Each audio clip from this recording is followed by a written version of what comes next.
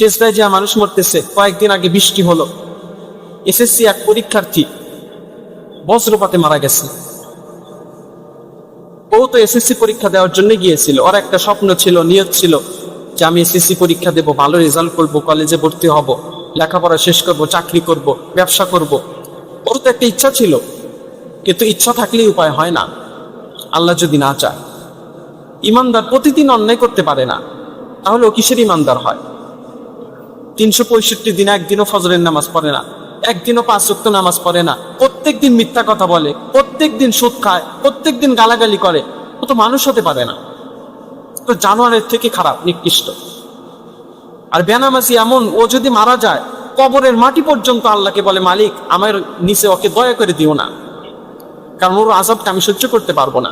মাটি পর্যন্ত ভয় পায়। আপনি ভয় পান না কেন? কারণ কবরের মধ্যে যদি বেনামাজি ঢোকে, একটা নয়, দুইটা নয়, 70 থেকে 99টা সাপ তাকে কামড়াবে। তবে আপনি মনে রাখেন, আপনি নামাজ পড়তেছেন না, মসজিদে আসতেছেন না, মনে রাখেন একদিন আপনি যদি মসজিদে নাও আসেন, মসজিদের খাট কিন্তু আপনার বাড়িতে একদিন ঠিকই যাবে। আর এই মসজিদটাই তো একটা জান্নাত। ওই দিন একটা বইয়ে পড়লাম যে আল্লাহ রাসূল সাল্লাল্লাহু আলাইহি সাল্লাম যে বলেছেন যে তোমরা মসজিদে ডান পা দিয়ে ঢোকো আর বাম পা দিয়ে বের হও, এটার মধ্যে অনেক কল্যাণ। ওদিন আমি সারাদিন ধরে ধরে গবেষণা করছি এটা, যে আল্লাহ রাসূল এটা কেন বললো যে ডান পা দিয়ে ঢোকো আর বাম পা দিয়ে বের হও, কেন বললো এটা? আমি একটা জিনিস বুঝি না, যারা হিন্দু বেধর্মী তাদেরকে তো আমরা নামাজের কথা এত বলি না, মুসলমানকে নামাজের কথা বলতে হবে, এটা কেমন আচরণ বলেন? মুসলমান তাকে নামাজের কথা বলতে হয়, এটা কেমন মুসলমান? কেমন মুসলমান? আমরা তো নামাজের কথা বলবো হিন্দুদের কাছে গিয়ে, খ্রিস্টানদের কাছে গিয়া। মুসলমানের কাছেই যদি নামাজের কথা বলা লাগে, তাহলে ও কিসের মুসলমান? অনেক হতভাগা মুসলমান আছে, বছরে 365 দিন একটা দিনও এক ওয়াক্ত নামাজ পড়ে না, এক ওয়াক্ত নামাজও পড়ে না। ও তো মুসলমানই না। জানি না ওর কিসের রক্ত আছে ওর শরীরের মধ্যে, কোন শুকুরের রক্ত না কুকুরের রক্ত না মানুষের রক্ত, কিসের রক্ত আছে আমি এটাই বুঝি না। এই যে এতগুলো ফজিলত বললাম, এরপরেও মানুষ নামাজ পড়বে না, এরপরেও পড়বে না। তবে আপনি মনে রাখেন, আপনি নামাজ পড়তেছেন না, মসজিদে আসতেছেন না, মনে রাখেন একদিন আপনি যদি মসজিদে নাও আসেন, মসজিদের খাট কিন্তু আপনার বাড়িতে একদিন ঠিকই যাবে, ঠিকই যাবে। আর এই মসজিদটাই তো একটা জান্নাত, এখানে আসাটাই বরকত। ওই দিন একটা বইয়ে পড়লাম যে আল্লাহ রাসূল সাল্লাল্লাহু আলাইহি সাল্লাম যে বলেছেন যে তোমরা মসজিদে ডান পা দিয়ে ঢোকো আর বাম পা দিয়ে বের হও, এটার মধ্যে অনেক কল্যাণ। ওদিন আমি সারাদিন ধরে ধরে গবেষণা করছি এটা, যে আল্লাহ রাসূল এটা কেন বললো যে ডান পা দিয়ে ঢোকো আর বাম পা দিয়ে বের হও, কেন বললো এটা? বাথরুমে বাম পা দিয়ে ঢোকো, ডান পা দিয়ে বের হও, কেন বললো? এর পিছনে একটা যুক্তি আছে, যে আজ বিজ্ঞান প্রমাণ করেছে যে আল্লাহ রাসূলের কোনো কথা মিথ্যা হতে পারে না, প্রত্যেকটা কথাই কল্যাণ। যখন আপনি ডান পা মসজিদে দিলেন, এক পা মসজিদে দিলেন, আর বাম পা আপনার মসজিদের বাহিরে, একটা মাঝামাঝি সময় ডান পা দিলেন মসজিদে, বাম পা থাকলো বাহিরে। আল্লাহুম্মা ইফতাহলি আবওয়াবা রাহমাতিক, আল্লাহর কাছে রহমতের জন্য দোয়া চাইলেন, আল্লাহর কাছে দোয়া করলেন। ওই সময় যদি মালাকুল মউত হাজির হয়ে যায়, আপনার রূহটা যদি 1 সেকেন্ডের মধ্যে কবজ করে নেয়, তো বিজ্ঞান বলেছে ওই ব্যক্তির ডান পায়ের উপরে যেহেতু ভরটা থাকে, ডান পা যেহেতু উপরে থাকে, অথচ যদি ওই ব্যক্তিটা পড়ে যায়, ওই সময় যদি মারা যায়, তাহলে ওই ব্যক্তি পিছনের দিকে পড়বে না, ডান পায়ের উপর ভর থাকার কারণে, ডান পা মসজিদে আগে দেওয়ার কারণে ওই ব্যক্তিটা মসজিদের উপরে উপর হয়ে পড়ে মারা যাবে। অতএব ওই ব্যক্তিটা জান্নাতের মধ্যেই মারা যাবে, জান্নাতের মধ্যেই মারা যাবে। দুনিয়াতে মরল না, জান্নাতের মধ্যে মরল।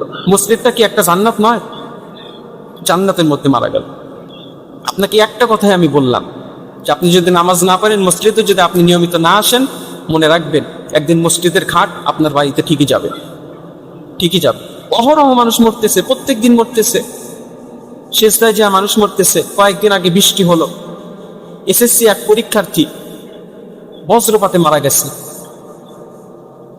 ও তো এসএসসি পরীক্ষা দেওয়ার জন্য গিয়েছিল, ওর একটা স্বপ্ন ছিল, নিয়ত ছিল যে আমি এসএসসি পরীক্ষা দেব, ভালো রেজাল্ট করব, কলেজে ভর্তি হব, লেখাপড়া শেষ করব, চাকরি করব, ব্যবসা করব।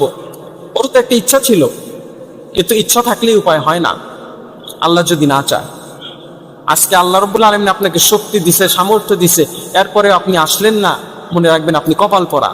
আপনি হয়তো সময়টা আর নাও পেতে পারেন, আপনি নামাজের সময়টা আর নাও পেতে পারেন। অতএব আমাদেরকে ফিরে আসা উচিত আল্লাহর দিকে।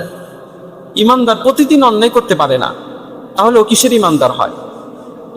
365 দিন একদিনও ফজরের নামাজ পড়ে না, একদিনও 5 ওয়াক্ত নামাজ পড়ে না, প্রত্যেক দিন মিথ্যা কথা বলে, প্রত্যেক দিন সুদ খায়, প্রত্যেক দিন গালাগালি করে, ও তো মানুষ হতে পারে না, তো জানোয়ারের থেকে খারাপ, নিকৃষ্ট। আর বেনামাজি এমন, ও যদি মারা যায় কবরের মাটি পর্যন্ত আল্লাহকে বলে, মালিক আমার নিচে ওকে দয়া করে দিও না, কারণ ওর আযাবটা আমি সহ্য করতে পারবো না। মাটি পর্যন্ত ভয় পায়। আপনি ভয় পান না কেন? ভয় পান না কেন? আপনাদেরকে বলি, যারা নামাজ পড়তে চান না, ইচ্ছা যদি না করে নামাজ পড়ার, আপনি বিছানায় ঘুমান আরামে, হ্যাঁ আপনি ঘুমান, তবে একটা অজগর সাপকে বিছানায় রেখে যদি আপনি ঘুমাইতে পারেন, অভ্যস্ত হতে পারেন, তাহলে আপনি নামাজ ছাড়াও থাকতে পারেন। কারণ কবরের মধ্যে যদি বেনামাজি ঢোকে, একটা নয়, দুইটা নয়, 70 থেকে 99টা সাপ তাকে কামড়াবে। কেমনি সহ্য করবেন? এই জন্যই বললাম, যদি নামাজ পড়তে ইচ্ছা না করে, অভ্যেস করেন এখন থেকে সাপ বিছানার মধ্যে নিয়ে ঘুমান। যদি পারেন সাপ বিছানার মধ্যে নিয়ে ঘুমাইতে, তাহলে নামাজ পড়ার দরকার নাই, আপনি আযাব সহ্য করতে পারবেন। আর যদি বলেন না আমি আযাব সহ্য করতে পারবো না, দুনিয়ার সাপের মতো কবরের সাপ না। যদি আপনার মধ্যে এটা বাধে, বিবেকে যদি বাধা দেয় যে আমি আযাব সহ্য করতে পারবো না, আজ থেকে নামাজের জন্য আসেন।